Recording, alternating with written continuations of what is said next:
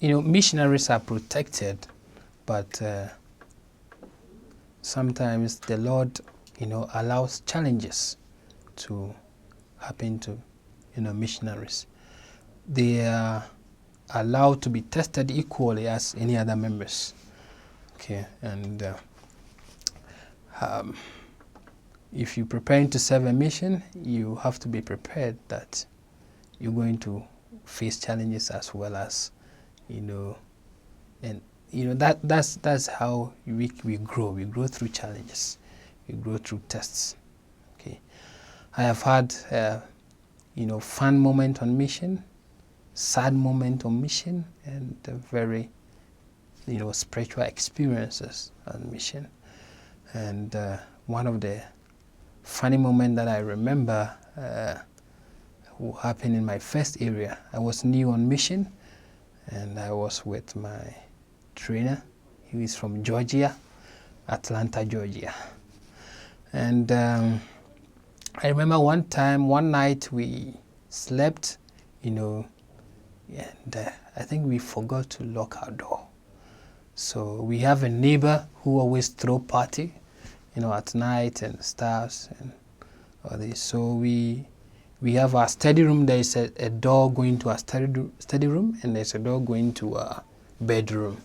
Okay, so we forgot to lock the study room. Okay, so we slept in the bedroom, and what happened in the morning, we guessed that this lady was drunk, and she probably thought that's where she stayed. So she probably slept in a study room, because when we woke up in the morning, as I was having my studies, there's this lady just, she didn't knock, she just opened the study room, the door to the study room, and I was sitting there and kind of awkward. I have been, reading the missionary handbook, and know that we are not allowed to, entertain visitors over there, especially the opposite sex.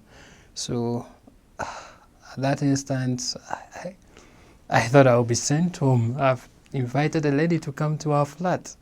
So, and then she was drunk and was saying something. She was talking very softly.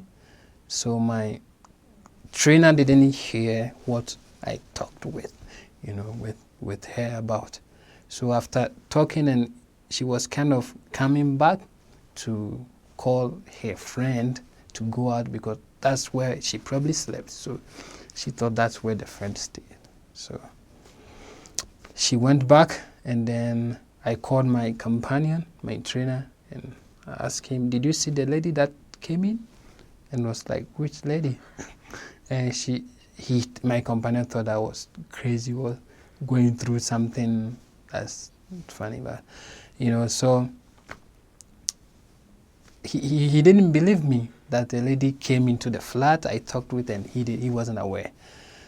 So within a couple of minutes, as we were talking about it, the lady came back. So my companion filmed everything that happened, and she was talking softly like that.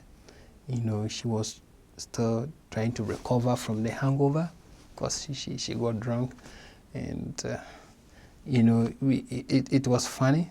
It was funny because we laughed after it. And whenever I talk with my trainer, even during mission and after mission, we say, "Do you remember that ghost that visited us?" So it was funny. And one of the sad moments also was when my car, or me and my companion, our car was hijacked from us. Our car was taken in front of the chapel. 8:25, I remember.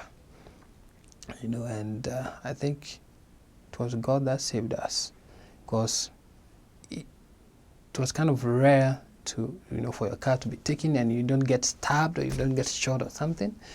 So there was this guy who just came, just opened my door. I was the one driving. In South Africa, the steering wheel is on the right side, and then they drive on the left-hand side of the road. So who just opened my door and was like, "Come out." So as missionaries, you have to give up. So I surrendered.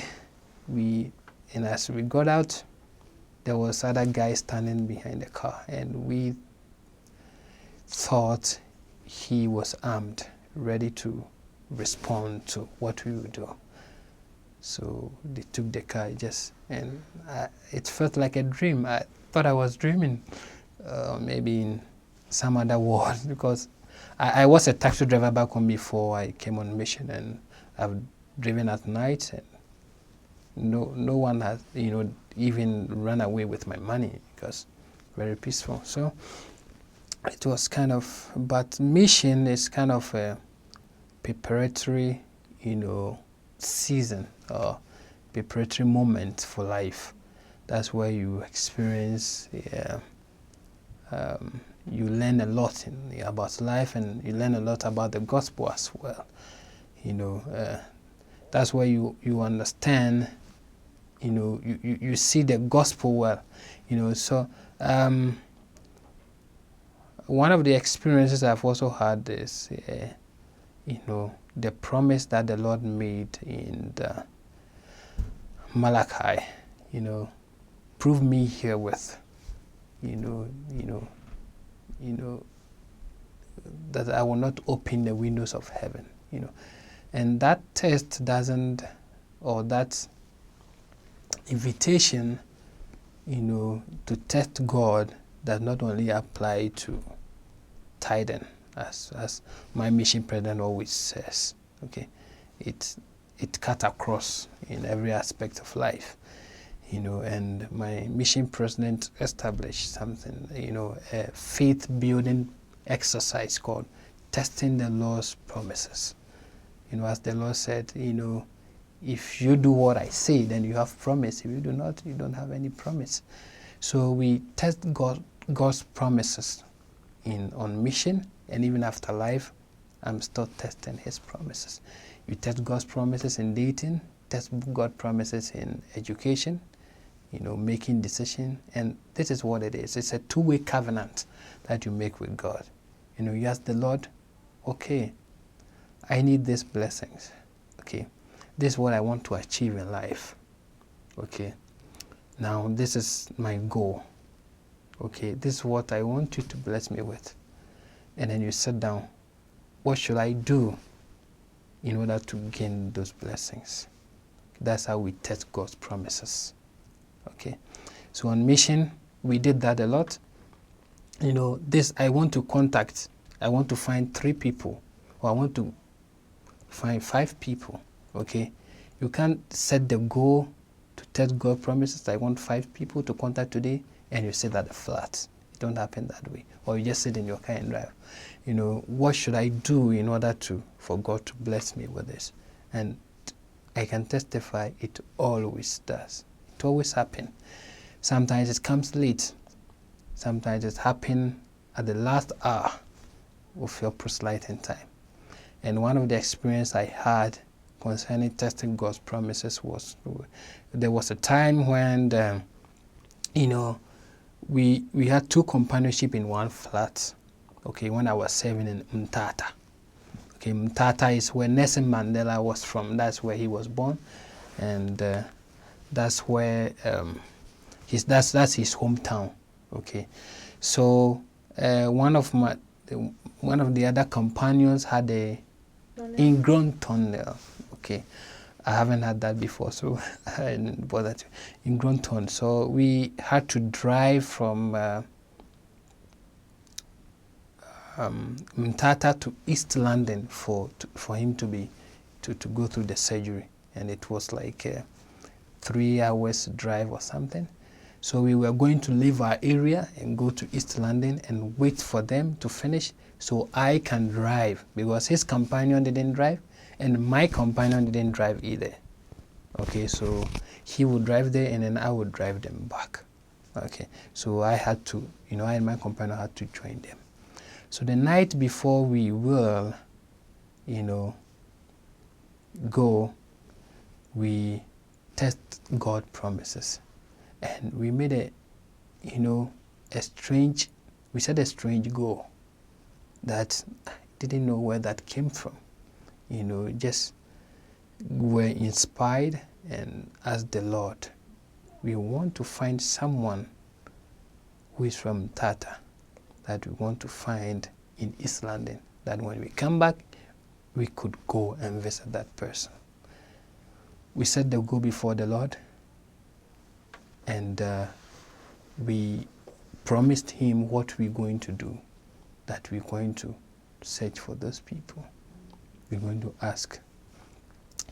So we got to East London the following day after we set the goal and prayed and, pondered. We went to East London so while the other companion was having the surgery, we went out with other missionaries, okay? We went to their area, we knocked, we tracked, looking and searching. We found a lot of people, but none of them was from Mthatha. So, and he was done with the surgery, and we had to go home. And at that moment, we thought maybe we did something wrong, that we weren't able to meet our goal. So just before we would come, a former companion of mine wanted me to say hi to him before I go to Mthatha. So he directed me, he mentioned that he was at KFC. KFC is a restaurant, it's in the United States here as well. So, we didn't have any GPS system, so I followed his direction, and I couldn't find the KFC that he was talking about. So I just found a nearby McDonald's and pulled in and told him, I'm waiting for you at McDonald's because I couldn't find KFC. This is your area, so come fetch me or come and see me if you want. So he was like, okay, wait for me over there, we are coming. So he came, and then I got out. As I got out and hugged him, and because I missed him, he was my former companion. And as we were talking, a man came out from the, with food from McDonald's restaurant, and, pointed a finger at me and called me. So I went to the man, and what he asked was, what are you guys doing here? I was like, we are missionaries. So for a second, I thought maybe the man knew me from somewhere, probably back home in Ghana, but the accent also wasn't a Ghanaian accent. So I was like, we are missionaries. He said, yes, I know. I've seen you in Mthatha. I've seen you. I know you in Mthatha. And there, I asked him where he stayed, and he just moved into Mthatha and with his family, and he was someone that we could go and visit. And there I knew that testing God's promises work. It works all the time. And since then, I've never, played with, make a covenant with God, two-way promise, that you promise him something, and then he will always deliver if you do all that you could. You might not do exactly what he wants, because you can never do exactly to satisfy God. He has the highest standard, but as you do what you could, as Nephi said, we are saved, as we do all that we could. So that is something that you learn on mission as you go to. One of the things that you learn, but especially in Cape Town Mission, you learn how to test God's promises. You understand how to make covenant with him, two-way promise. We make covenant every day. We make covenant during partaking of sacrament. We make covenant when we get baptized. We make more covenant at the temple. But how do we understand the covenant that we make? Do we understand our part, or do we just say, this is what I need from you, God? And then we sit back and wait for him to deliver. We need to act. We need to do our part. We need to, So that's what I've understood more. At first, I think I own all the blessings that God has. Once I've been baptized, once I'm a member of his church, I'm entitled to all the blessings. But I have more to do than just to dream of my mansions above.